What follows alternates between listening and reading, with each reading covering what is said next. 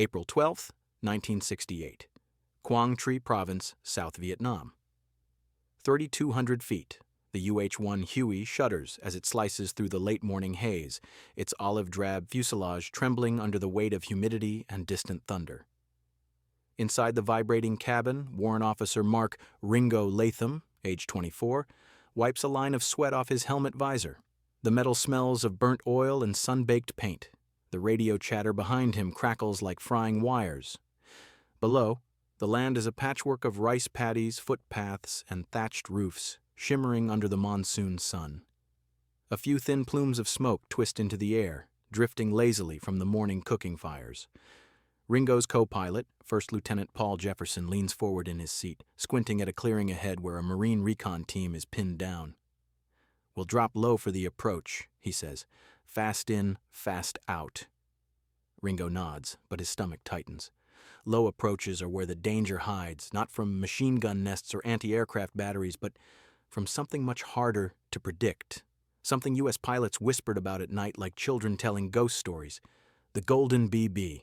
A single bullet, fired by chance, fired by someone who might have never held a rifle before, a shot so unlikely that many pilots joked it defied physics. But they all knew men who had been brought down by it. The rotor blades hammer overhead, whup, whup, whup, beating the air into submission. The Huey descends. As they drop below treetop level, the world changes. The air thickens with dust and chopped leaves. The trees blur into streaks of green. The cabin fills with the smell of hot metal, hydraulic fluid, and the faint sweetness of crushed vegetation from the rotor wash. Jefferson calls out numbers.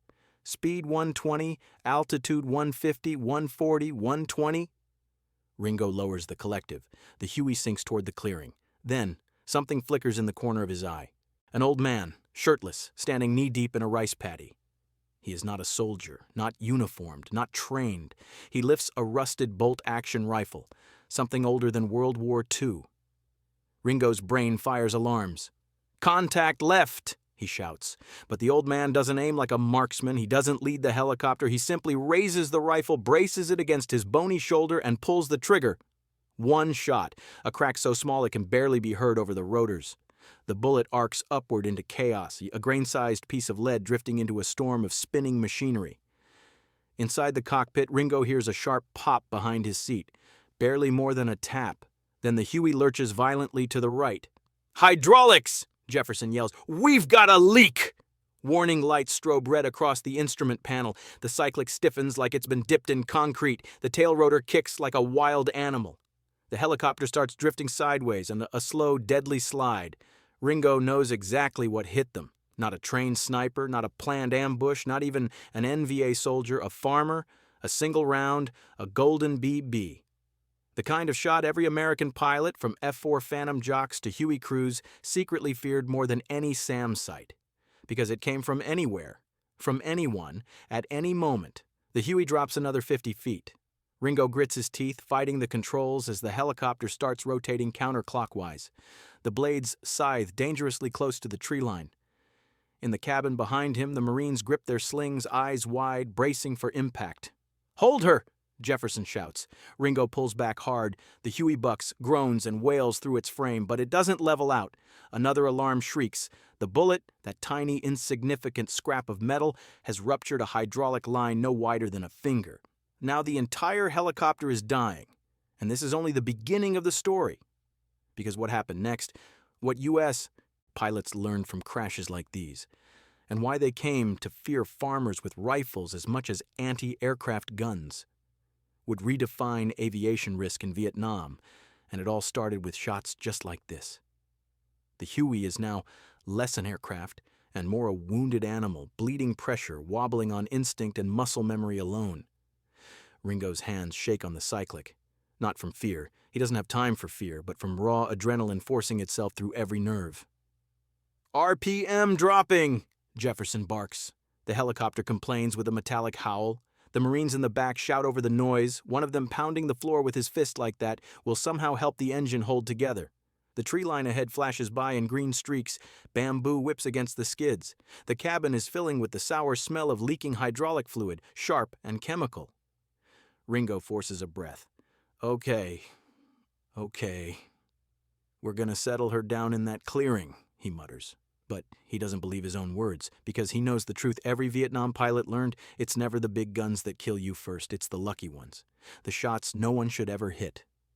And in Vietnam, lucky shots had a name. The Golden BB, a bullet that struck the one fatal, irreplaceable, unforgiving component in an aircraft. A single fuel line, a fragile rotor bearing, a control rod buried deep inside the tail boom, something never meant to be exposed in the first place. And the worst part? Most of these bullets weren't even fired by soldiers. Quang Tri. 2 minutes earlier, the old farmer, still standing in his flooded paddy, watches the smoking Huey turn awkwardly in the sky. His rifle hangs loosely at his side. He doesn't celebrate, doesn't flinch, doesn't even reload. He simply squints up at the wobbling machine as though watching a rain cloud drift by. Because for him, the shot wasn't about strategy or ideology. He didn't know where the Marines were going, didn't know he had just ruptured a hydraulic line, didn't know his bullet, by pure accident, had found the one artery that kept the Huey alive. He only knew this. Foreign soldiers flew overhead. He had a rifle. And sometimes in war, instinct fires before reason. Many American pilots later said this was the most terrifying part of flying low in Vietnam, that you could be shot by anyone at any moment, and it didn't need to be a trained fighter to bring you down. One shot out of 100 could bounce off the frame like a pebble. But one shot in 1,000, that was the Golden BB. Back inside the dying Huey. "Tail rotors fading," Jefferson shouts. Ringo feels it. The helicopter is beginning to spin, slowly, like a toy losing balance on a tabletop. He can't let it spin. If it spins, it tumbles. If it tumbles, they die. "We're gonna ride it in," he yells to the Marines. "Brace! Brace!" He lowers the collective to bleed off altitude. The Huey drops fast, blades chewing through moisture-heavy air. The skid clips the top of a bamboo stalk. It snaps like a bone under a hammer. Then, whump! Something metal coughs and jerks beneath the cabin floor. The hydraulic pressure gauges all slam into the red. "Hydraulics gone!" Jefferson cries. Ringo grimaces. Now he's flying a 5,000-pound brick with a screaming engine attached. The cyclic doesn't move. It resists him like he's trying to bend thick steel. His world narrows to seconds. Seconds to choose a landing zone. Seconds to hold a machine that doesn't want to be held. Seconds between life and fire. The Marines are silent now, hands locked onto anything that might keep them grounded in the chaos. Ringo spots a patch of grass, maybe 20 meters wide, wedged between two tree clusters. It's uneven, muddy, and half-flooded. It's perfect. It's the only chance they have. "Coming down hard," he warns. Jefferson braces himself with both arms as though he could hold the aircraft steady with sheer force. The Huey drops. 20 feet. 10, 5. Ringo jerks the collective one last time. The helicopter slams into the earth, bouncing once, twice, and digging its skids into the mud. The cabin rattles violently, gear flies. The rotor blades whip through the air with mad fury. Then, stillness. A ringing silence fills Ringo's ears. For a moment he can't tell if they're alive or dead, but they are alive, barely, breathing hard, shaking, drenched in sweat. And as the survivors crawl out of the broken helicopter, Ringo looks back at the Huey, a machine undone by a rifle older than him. He spits mud out of his mouth and mutters, "Golden BB." But what he doesn't yet know is this.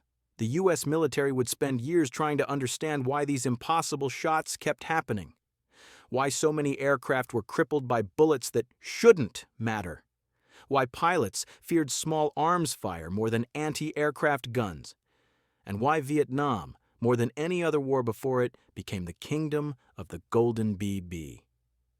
Ringo stands beside the Huey's shattered fuselage, staring at the thin line of hydraulic fluid bleeding into the mud like a vein cut open.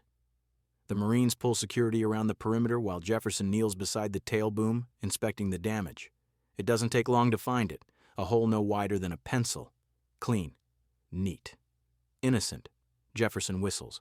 One round, probably 7.62, came straight through. He taps the ruptured line with the back of his knuckle. The tube is soft, bent, dripping faintly. That old man. He fired once, just once. Ringo nods, jaw tight. That's all it takes. He knows it. Jefferson knows it. Every pilot who ever flew low over Vietnam learned it the hard way. Aircraft aren't armored fortresses. They are delicate ecosystems. 1,000 parts, 1,000 ways to die. The Marines reorient around the crash site, but Ringo's attention momentarily drifts upward. The cicadas buzz relentlessly. Heat distorts the tree line. A thin breeze shudders the broken rotor. He thinks of friends lost to shots just like this. Why a farmer's bullet could do the impossible.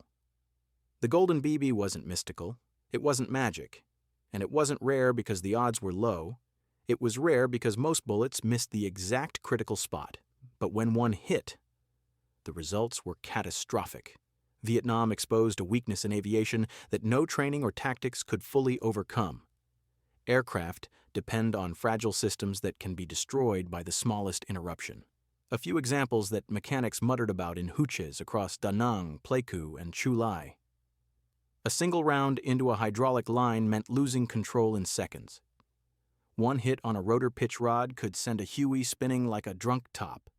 A bullet through the fuel transfer valve could set a Phantom engulfed in flames. A crack in a tail rotor drive shaft meant instant loss of stability. Holes in coolant lines overheated engines before a pilot could climb to safety. These weren't components designed for protection. Many weren't protected at all. And worst of all, Vietnam forced pilots to fly low enough for anyone with a rifle to take a chance. Nap of the earth flight, low passes over tree lines, dust-offs under fire, insertions into open paddies, extractions in tight valleys. Every one of these committed a helicopter to slow, predictable approaches, perfect targets, even for villagers firing blindly from fields. The farmers who became anti-aircraft threats.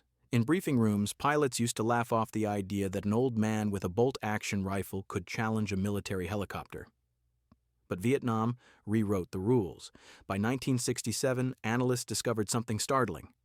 Over 80% of damaged U.S. helicopters were hit by small arms fire under 1,000 feet. Not machine guns, not AAA, not missiles, just rifles, carbines, Mosin Nagants, SKS rifles carried by villagers, homemade shotguns, even black powder weapons from the French colonial period. The NVA understood this better than anyone, so they weaponized the terrain. They taught local militias, farmers, teenagers, even elderly villagers one simple rule. When you hear helicopters, shoot. Not aim, not wait, just shoot. Thousands of bullets fired upward in desperation, and sooner or later, one of them was a golden BB. And because helicopters flew so low, because their engines were exposed, because their hydraulics sat inches from the skin, because their tail rotors were vulnerable, the tiniest shot could bring down the biggest machine. Back at the crash site, a Marine yells, "Bird dog overhead!" Ringo shields his eyes. A light O-1 reconnaissance plane circles above, banking slightly to mark their position for extraction. Jefferson stands beside him, hands on hips. "Think that old man knows what he did?" he asks quietly. Ringo shakes his head. "No, but he changed our day real fast." Jefferson snorts. "He changed our week." A distant crack echoes from the west, someone firing in the jungle. Maybe NVA, maybe another farmer. Ringo feels the old fear crawling up his spine again. Fear not of the trained fighter, fear not of the ambush, but fear of the ordinary, because anyone could take the shot, and any bullet could be the one. The U.S. didn't want to believe it. For months, military intelligence downplayed these incidents. Too random, too humiliating. No one wanted to write a report saying, "Our helicopters are vulnerable to villagers with bolt-action rifles." But data doesn't lie. Mechanical teams filled out maintenance logs with depressing regularity. Hydraulic line punctured, likely 7.62. Tail rotor control failure, small arms hit. Fuel pressure drop, suspect single bullet, and crews whispered statistics they never shared with families back home. 1 bullet in 500 will hit something important. 1 bullet in 1,000 will kill a bird. It only takes one. Ringo knew that truth intimately now. He kicks the mud off his boot and glances toward the tree line, imagining the old man lowering his rifle, unaware he had just altered the course of 8 Americans' lives. And the story of the Golden BB is only beginning, because the U.S. military was about to learn the full scale of the problem. The rescue UH-34 Choctaw parallels the tree line, rotors thundering as it lowers toward the crash site. Dust spirals into the air, swallowing the Marines in a choking brown fog. Ringo ducks under the downwash, shielding his face as the Choctaw settles into the grass with a heavy, metallic groan. The crew chief leans out, shouting over the rotor noise, "Let's move! Move!" Jefferson climbs aboard first. Ringo follows, unwilling to look back at the Huey that had carried him through dozens of missions, now lying in the mud like a gutted animal. As the Choctaw rises, Ringo stares through the open doorway. The wreck gets smaller. The clearing shrinks. The paddy fades into a mosaic of green. And he can't shake the image of that old man in the rice field, bare-chested, weathered, unflinching, lowering his rifle with the indifferent calm of someone swatting a mosquito. Ringo knows they were lucky. Others hadn't been. Vietnam was filled with stories like his, stories whispered in ready rooms, locker tents, and dimly lit barracks across the country. Stories where the Golden BB changed more than just one flight. It shaped the way pilots flew, fought, and feared. 1. The Cobra that fell from the sky. In the spring of '69, an AH-1 Cobra gunship, call sign Viper 23, was flying escort during a medevac mission near the Asaw Valley. The pilot, Captain Dale Knight, was a legend among the gunship crews, known for confidence bordering on arrogance. At 2,000 feet, a single crack echoed from the valley floor. No tracer, no muzzle flash, no visible shooter. His co-pilot later swore he never saw anything. But the bullet found its way through the narrow gap of the engine cowling and punctured the oil pump. The Cobra lasted 22 seconds. When it crashed, it burned so hot the aluminum pooled like silver under the wreckage. Mechanics later recovered the bullet, still lodged in the oil pump, a Golden BB. 2. The Sky Raider that should have survived. 3 weeks later, an A-1 Sky Raider, a robust, heavily armored attack plane, was returning from a close air support run north of Hugh. The pilot, Latorne George Harrington, felt a faint vibration through the throttle. He thought nothing of it. Sky Raiders always vibrated, but the vibration grew worse. Then came a smell of burning insulation. 3 minutes later, the plane began losing altitude. A .30 caliber bullet had pierced a bundle of electrical wires hidden deep beneath the cockpit floor. It melted the insulation and shorted out a vital control circuit. He ditched the aircraft on the edge of a riverbank. The Sky Raider tore itself apart on the mud. The logbook described the cause with painful simplicity. Likely a single small arms round. Another Golden BB. 3. The Phantom that took fire from a fishing boat. The F-4. Phantom crews like to talk big. They were fast, high-flying, and believed themselves invincible at over Mach 1. But even they weren't safe. In late '68, a Phantom streaking just above tree level near Ha Tin took a hit from a fisherman's Mosin rifle, a weapon built in 1891. The bullet tore through the thin titanium skin beneath the cockpit, severing a hydraulic actuator rod no bigger than a marker pen. The jet didn't explode, it didn't burn, it just stopped listening. The pilot and WSO ejected over water. The Phantom knifed into the sea a mile offshore. That day, 2 highly trained aviators lost a $2 million aircraft to a fisherman firing at a blur. A Golden BB. Dadaway pilots whispered the name like a curse. Back inside the Choctaw, Jefferson leans close to Ringo over the roar of the engine. "You know what this means, right?" Jefferson mutters. Ringo doesn't answer. He already knows. Pilots feared SAMs. They feared .51 caliber machine guns. They feared heavy flak. But none of those fears compared to the dread of the Golden BB, the one threat you could never predict, counter, or avoid. Because it defied logic, defied training, defied preparation, a multi-million-dollar machine, thousands of training hours, state-of-the-art engineering. Undone by a single bullet fired by someone who might not even be aiming at the aircraft. That was the Golden BB, and Vietnam was full of them. The war had changed, but the tactics hadn't back at base. Maintenance crews lined the tarmac, watching the Choctaw touch down with another broken Huey crew. One mechanic, grease on his shirt and exhaustion in his eyes, meets Ringo with a tired nod. "Small arms hit again?" he asks. Ringo nods. The mechanic doesn't look surprised. "Half the birds coming in this week are patched from rifle hits," he sighs. Farmers, militia, hell, even kids. Doesn't matter who pulls the trigger. He wipes his hands on a rag. These machines weren't made for this kind of war. Not this low. Not this exposed. Ringo has no reply, because nothing he could say would change the truth. The Golden BB wasn't rare, it was inevitable, and the U.S. military was about to face the uncomfortable reality of just how vulnerable its aircraft truly were. Night settles over the base at Quang Tri like a heavy wool blanket. The air cools only slightly, but the smells of aviation fuel, burned rubber, and sweltering jungle mud seem sharper in the darkness. Ringo sits on an overturned ammo crate near the flight line, helmet at his feet, staring at the cracked concrete illuminated by a single flickering floodlight. Behind him, a line of wounded helicopters stretches into the shadows, some with patched bullet holes, some with tail rotors missing, some with entire engine panels removed, all grounded by small arms fire. Jefferson joins him, handing over a warm canteen of water. "Maintenance chief says they counted 12 hits on that medevac bird from yesterday," he says. Ringo tilts his head. 12 hits? Yeah, Jefferson sighs. But only one mattered. Only one mattered. The phrase stings like a slap. It sums up the entire Golden BB phenomenon in 4 words. Behind them, the flight line crackles with life as mechanics work under portable lamps, shadows stretching across the tarmac like long, thin fingers. Tools clatter, metal rings. A generator chugs rhythmically. An older crew chief with gray hair and nicotine-stained fingers approaches them, wiping his hands.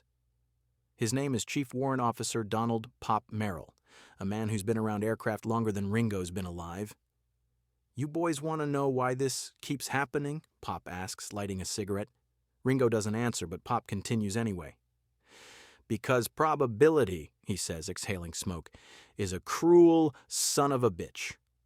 "Yeah, the ugly math," explained by a man who hates math. Pop kneels on the concrete and begins drawing in the dust with a wrench. "You see this?" He sketches a crude outline of a helicopter. "This bird's got hydraulics, electrical harnesses, fuel lines, control rods, lubrication lines, gearboxes, all packed tight. Some of them no thicker than your pinky." He places dots along the drawing. "Every one of these dots, that's a point where one bullet can ruin your day." Jefferson crouches beside him. "But the odds of hitting something that precise," Pop interrupts with a sharp laugh. "You fly low enough, long enough, over enough angry folks with rifles, the odds turn against you." He draws a thick wave of dots underneath the helicopter sketch. "Say a farmer fires 10 rounds. Maybe none hit the bird.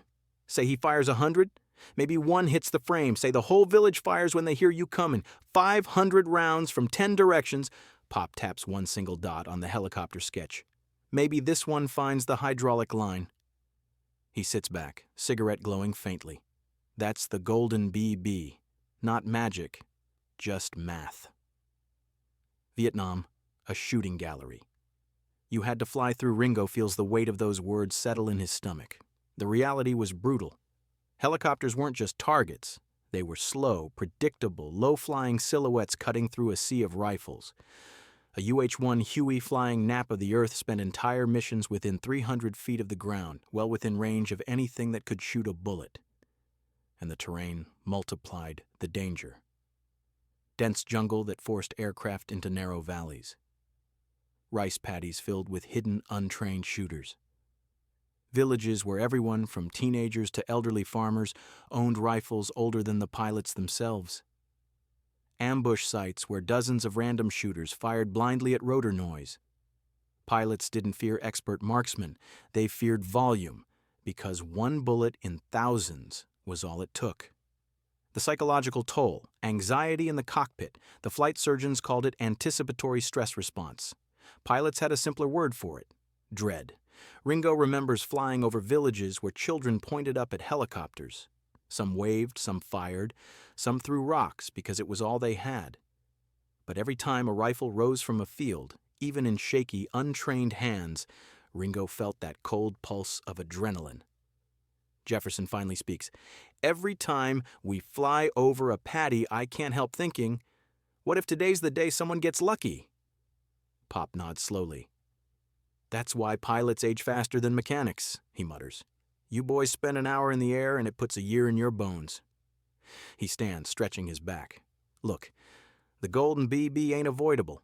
Not really. You can armor a bird, you can fly the terrain, you can zig instead of zag, but at the end of the day, he taps the Huey silhouette one last time. War is a numbers game, and the numbers don't care.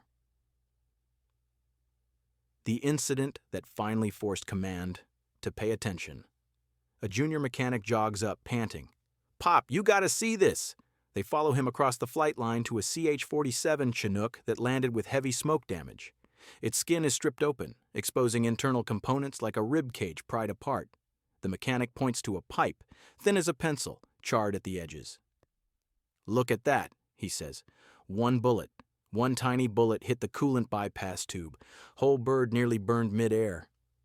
Jefferson whistles softly. Ringo, staring at the fragile tube, feels something twist inside him. This is what makes the Golden BB so terrifying. It's not the shooter, it's not the rifle, it's not even the intent. It's the vulnerability, the fragility hidden beneath layers of metal and machinery. That's the real killer. And soon, this vulnerability would force the U.S. military to rethink its entire aerial strategy, from helicopter armor to flight tactics, because if they didn't, Vietnam would continue turning farmers into anti-aircraft gunners. Dawn breaks over Quang Tri with a dull orange glow, spreading across the airfield like spilled paint. The morning mist hangs low, blurring the outlines of helicopters parked in neat rows. Mechanics shuffle between them with coffee mugs and toolboxes, exhausted but ready to begin the ritual of patching yesterday's damage. Ringo walks the flight line with Jefferson beside him. Both men are quiet, their boots crunching softly on gravel. Ringo studies each aircraft they pass, every patched hole, every new dent, every panel replaced overnight.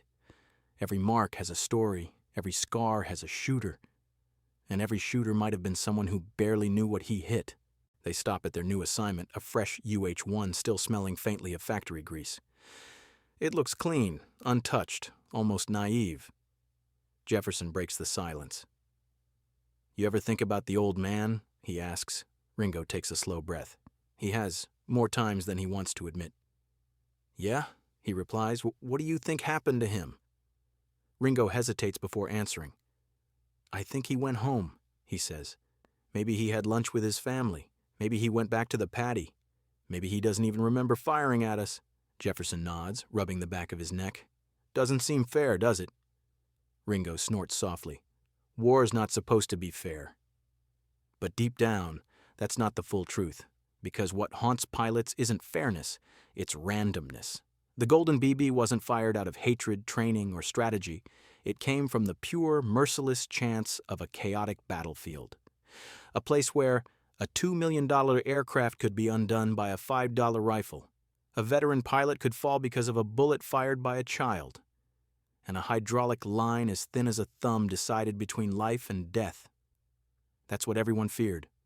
Not the enemy, not the jungle, not even the war itself, but the moment when probability struck silently, invisibly, and everything changed.